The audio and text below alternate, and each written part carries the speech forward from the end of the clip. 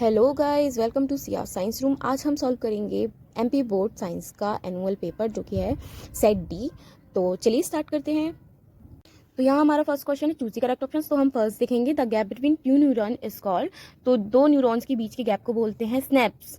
दूसरा हमारा क्वेश्चन है, ये हमें रिएक्शन दी हुई है, हमें इसका नाम बताना है। तो हमें इसका नाम कैसे पता चलेगा, पहले हम रिएक्शन देख लेते हैं। तो Fe2O3 plus 2Al gives Al2O3 plus Fe। जब एक एलिमेंट एक कंपाउंड से रिएक्शन करके उस कंपाउंड जैसी कोई कंपाउंड बना लेता है और उस कंपाउंड के मेन मेटल को हटा देता है, रिमूव कर देता है, तो उस रिएक्शन को बोलते हैं डिस्प्लेसमेंट रिएक्शन।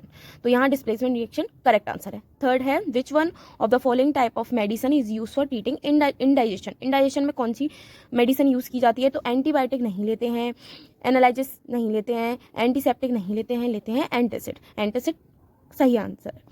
फोर्थ है which of the following method is suitable for preventing an iron frying pan from rusting. एक आयरन फ्राइंग पैन को रस्टिंग से कैसे बचाना है? तो अप्लाइंग ग्रीस रॉन्ग आंसर है, ग्रीस नहीं लगा सकते हैं, खाने में ग्रीस आ जाएगा। दूसरा है अप्लाइंग पेंट, पेंट भी रिमूव हो जाएगा गर्म होकर, इसीलिए आप पेंट भी नहीं करेंगे। Applying coating of chromium, chromium की कोटिंग कर सकते हैं लेकिन क्रोमियम की कोटिंग से बेटर होती है जिंक, तो अप्लाइंग कोटिंग ऑफ जिंक। तो ये जिंक की कोटिंग करना सही आंसर है। Butanone is a 4 carbon compound with a functional group. तो इसका सही आंसर है कीटोन। सिक्स्थ है the breakdown of pyruvate to give carbon dioxide water and energy this reaction take place in. तो कोई भी रिएक्शन जो ब्रेकडाउन हो रहा होता है सेल में, तो वो रिएक्शन सारी होती है माइटोकॉन्ड्रिया में। तो माइटोकॉन्ड्रिया सही आंसर है। दूसरा हमारा क्वेश्चन है फिलिंग द ब्लैंक्स। तो हम फर्स्ट देखेंगे the potential difference is measured by means of an instrument called. कोई इंस्ट्रूमेंट जो कि वोल्टेज के लिए यूज़ किया जाता है उसमें वोल्ट मीटर कहते हैं। सेकेंड है at the time of short circuit the current in the circuit increasing heavily. जब कोई शॉर्ट सर्किट हो जाता है तो करंट बढ़ जाता है, इंक्रीज हैवीली, इसीलिए। थर्ड है the disposal of the waste we generate is causing serious environmental problem. जब हम डिस्पोजल डालते, कोई वेस्ट डालते हैं, फेंक देते हैं कोई कचरा जैसे कि पॉलिथीन वगैरह, तो वो किस टाइप की प्रॉब्लम जनरेट करता है? तो वो करता है एनवायरमेंटल प्रॉब्लम जनरेट। नेक्स्ट है the least distance of distinct vision for a young adult with normal vision is about. सबसे पास देखने का नॉर्मल विजन कितना होता है? दूर तक तो इंसान कितना भी देख सकता है, लेकिन पास देखने के लिए 25 सेंटीमीटर लीस्ट विजन होता है। Scattering of light cause the dash colour of the sky. तो स्काई का कलर कैसा हो जाता है स्कैटरिंग ऑफ लाइट से, बिखरने से? ब्लू कलर हो जाता है। लास्ट है the SI unit of electric power is. SI unit का इलेक्ट्रिक पावर का एसआई यूनिट है वॉट होता है। वॉट करेक्ट आंसर है।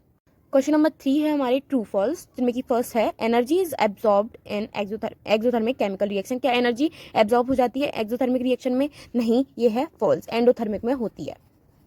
दूसरा है two magnetic field lines intersect each other. क्या मैग्नेटिक फील्ड लाइंस एक दूसरे को क्रिस क्रॉस करती हैं या काटती हैं? तो ये है ट्रू, बिल्कुल काटती हैं। नेक्स्ट है chlorofluorocarbon is used as fire extinguishers. तो नहीं, क्लोरोफ्लोरोकार्बन फ्रिज में यूज होता है, फायर एक्सटिंग्विशर्स में नहीं होता है, तो ये होगा फॉल्स। नेक्स्ट है substance that are broken down by biological process are said to be non biodegradable. तो ये है बायोलॉजिकल प्रोसेस से कोई भी चीज़ जब ब्रेक डाउन हो जाती है, मिट्टी में मिल जाती है, तो उस चीज़ को, उस सब्सटेंस को नॉन बायोडिग्रेडेबल नहीं कहते हैं, बायोडिग्रेडेबल कहते हैं। तो ये होगा फॉल्स। चलिए नेक्स्ट देखते हैं full form of DNA is deoxyribonucleic acid. तो डीएनए का full form deoxyribonucleic acid ही होता है, ये है ट्रू।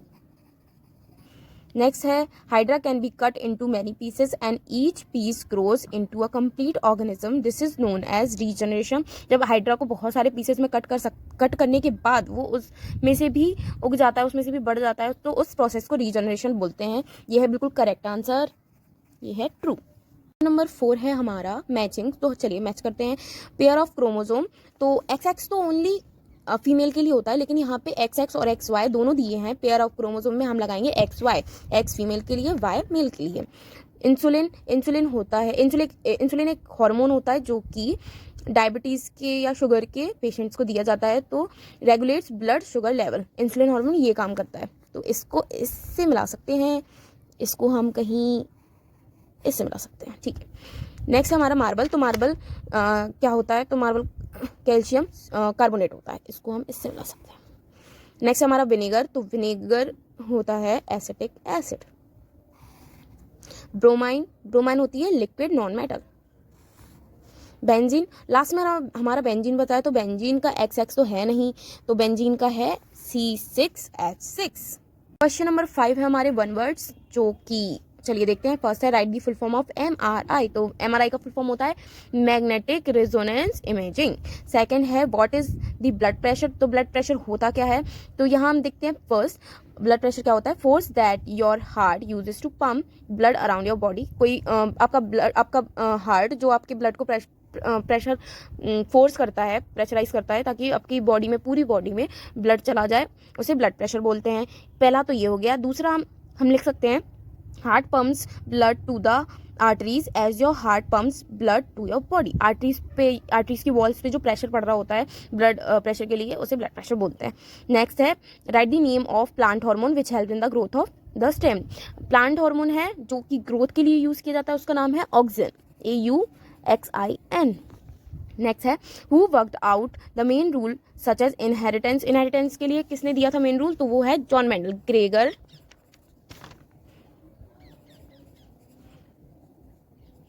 John Mendel. आपने अगर जॉन मेंडल भी लिखा है तो वो भी सही हो जाएगा। नेक्स्ट है danger signal light are red in colour, तो जो डेंजर सिग्नल लाइट होती हैं मोस्टली रेड कलर की क्यों होती हैं, तो it has highest wavelength and scatter least. Highest wavelength होती है, आप लोगों ने पढ़ा होगा 9th क्लास में या फिर 8th में, वेवलेंथ एंड स्कैटरिंग लाइट, तो एकदम से फोकस करती है, उसकी लाइट स्कैटर नहीं होती है, इसीलिए रेड ही माना जाता है, रेड कलर ही यूज़ किया जाता है as a danger light. Next है right the commercial unit of electric energy, तो ये है किलो वॉट पर आवर, तो हम लिखेंगे इसको KWH से। तो कमर्शियल यूनिट है इलेक्ट्रिकल एनर्जी की kilowatt per hour, KWH। Objective हमने फिनिश कर लिए हैं, तो अब हमारे आ रहे हैं क्वेश्चन आंसर्स। तो पहला हम देखेंगे what is denatured alcohol. Alcohol को जब आप ओपन एरिया में रख देते हैं तो वो भापन के उड़ जाता है, जैसे कि सैनिटाइजर था, वो भी एक तरह से अल्कोहल ही था, जब उसको हाथ में लेते थे एकदम से भापन के उड़ जाता था, तो उसे डीनेचर्ड एल्कोहल या उसका क्या कहते हैं, एक तरह से प्रॉपर्टी कह सकते हैं। इसके ऑप्शन में है how to use alcohol as a fuel, तो डीजल में मिला के आप एल्कोहल को फ्यूल की तरह यूज़ कर सकते हैं, एथेनॉल को या एल्कोहल को मिला के। नेक्स्ट क्वेश्चन देखते हैं लाइफ प्रोसेसेस, जिसमें आप अपनी लाइफ को प्रोसेस करने के लिए कौन कौन सी चीज़ें यूज़ करते हैं, कौन कौन सी प्रोसेसेस इंपॉर्टेंट है, जैसे कि eating food, nutrition, reproduction, excretion मतलब कि बॉडी से वेस्ट मटेरियल को बाहर निकालना। रिप्रोडक्शन मीन्स कि एक जनरेशन से मतलब किसी बच्चे को जन्म देना, ये रिप्रोडक्शन में आ जाता है। और स्टिमुली, डाई, ग्रोथ, ये सारे लाइफ प्रोसेसेस के अंडर में आते हैं। इसके ऑप्शन में है the chemical reaction of photosynthesis, तो फोटोसिंथेसिस की रिएक्शन होती है CO2 plus H2O gives chlorophyll upon sunlight upon chlorophyll gives C6H12O6 plus O2।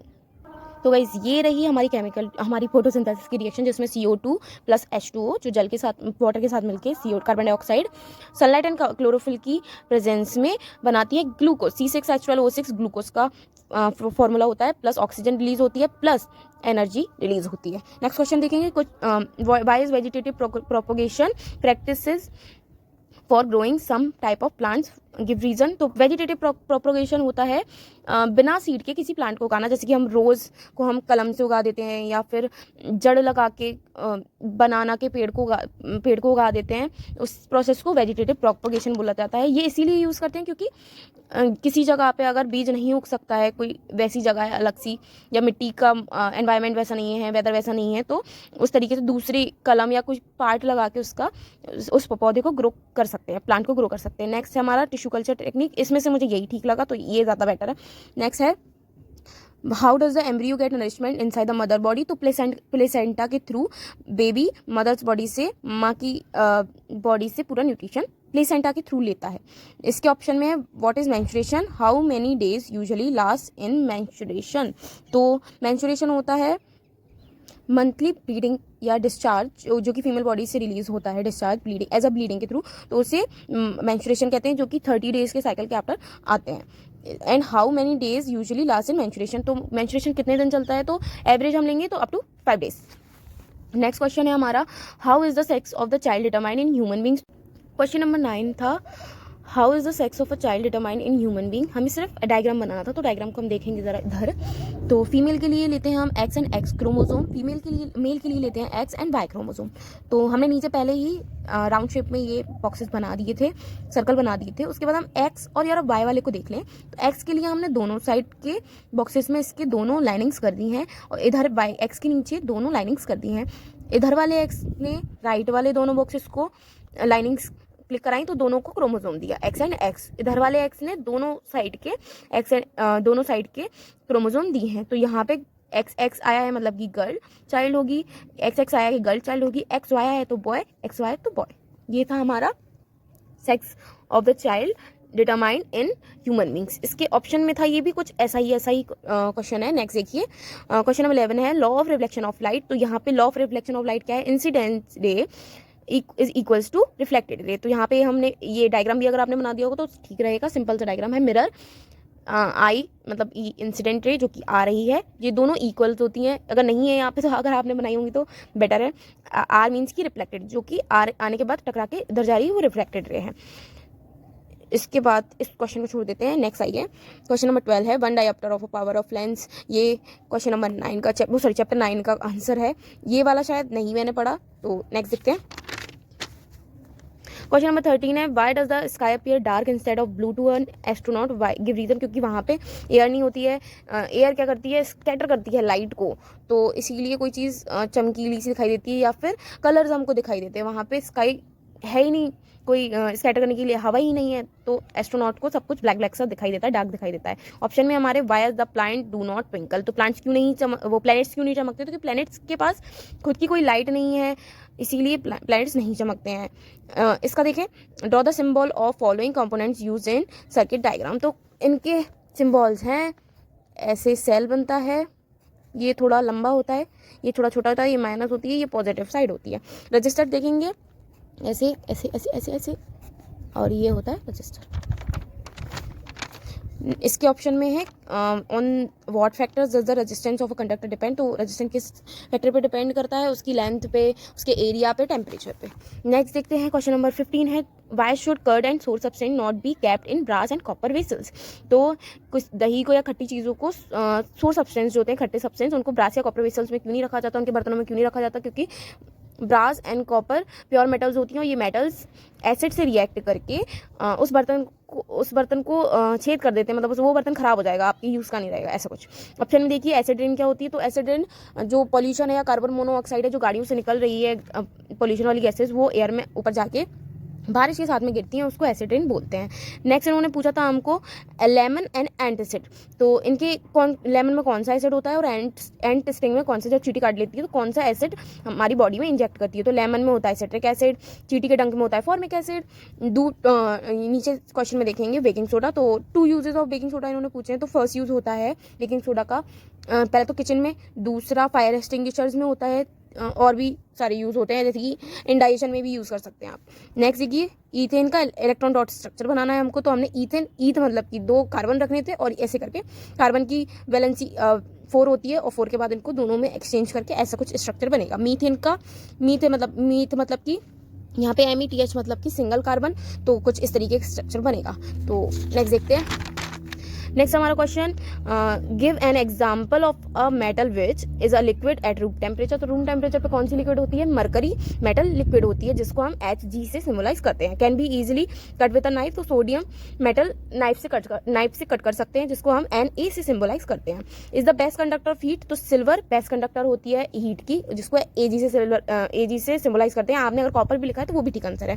Next देखिए, और में है ये वाला आंसर, मिनरल और एंड गेम। मिनरल जो कि हमें सॉइल से मिलते हैं, जो कि एलिमेंट्स हैं और जो कि हमें नेचर से मिलती हैं, उन्हें मिनरल्स बोलते हैं। और जो मेटल्स नीचे ज़मीन में से मिक्सचर जो होता है बहुत सारी मेटल्स को जो कि ज़मीन में से निकाली जाती है, उसको और बोलते हैं। गैंग मीन्स की कोई जो मिट्टी रेत जो कि ज़मीन से मेटल निकाल रहे हैं, उसके साथ जो मिट्टी रेत होती है उसे गैंग बोलते हैं।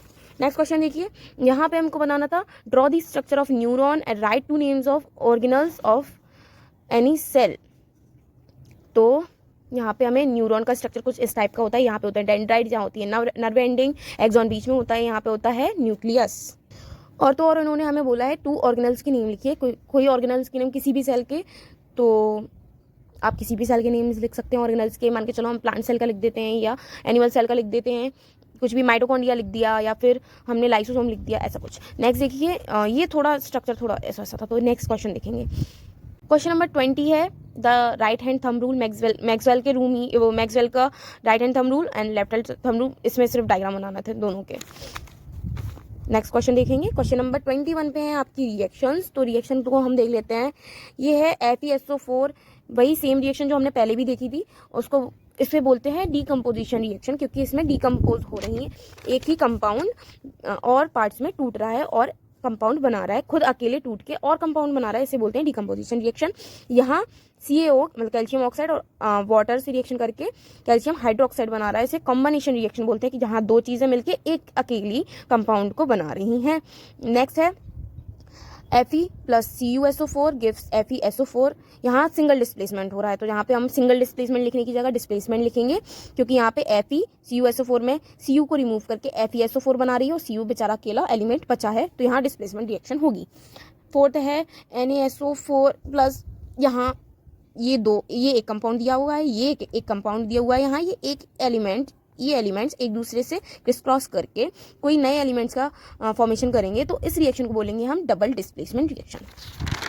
नेक्स्ट देखते हैं, इसके ऑप्शन में कुछ इसी तरीके के क्वेश्चन पूछे गए हैं, इन्होंने ये करके बोला है और बताया कि क्या फॉर्मेशन होगा, कैसा क्या बनेगा ये वो। क्वेश्चन नंबर 22 है, इसको देखें पहले तो, label diagram of open and close stomata pores. तो स्टोमेटा इसको देख लीजिए जरा, ये स्टोमेटा ओपन पोर वाला, ये बंद, यहाँ पे ये ओपन है, यहाँ पे ये बंद है, कुछ इस तरीके का डायग्राम इसका बनेगा। Draw a label diagram of excretory system in human being. तो एक्सक्रीटरी सिस्टम में बनती हैं किडनी, एक यूरिनरी यूरेटर जो कि नर्व्स होती हैं जिनके थ्रू यूरिन छन के यूरिनरी ब्लैडर में आता है। ब्लैडर के जो नीचे का पार्ट होता है उसे यूरेथ्रा बोलते हैं। यूरिनरी ओपनिंग जो एग्जैक्ट ओपनिंग होती है उसे यूरिनरी ओपनिंग बोलते हैं।